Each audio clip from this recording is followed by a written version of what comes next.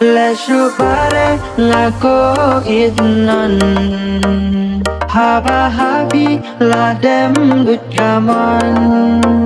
Leshubare ngako idnan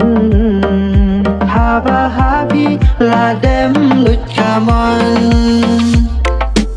Leshubare ngako ba idnan Kishabak hai ngala syadiang ni syaman Yo cibitang na pila kong karangai Kajong jis kun kita kikmak pernai Jingin na piro bakwangan nai Nangayan o kewat picture siya jngay Yan o kikloy siya dyan mga Nakamasiam wat penling au Pi up shwa nangatang ba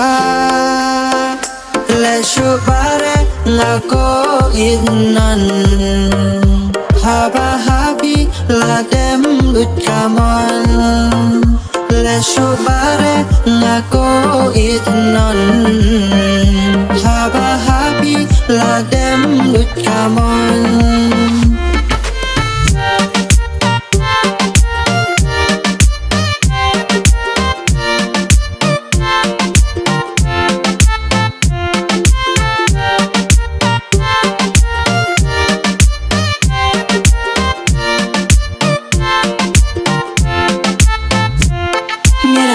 तुम्हारे लिए तरसता है मैं कैसे जीऊँ इस दुनिया पे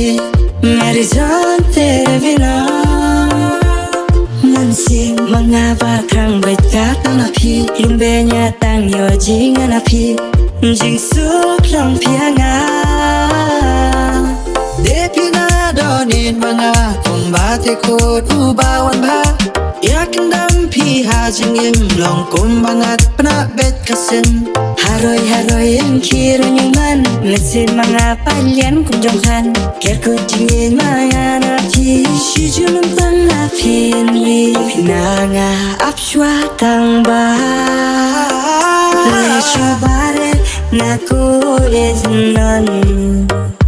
Haba happy ladem gut kamon Lesyo bare naku iznan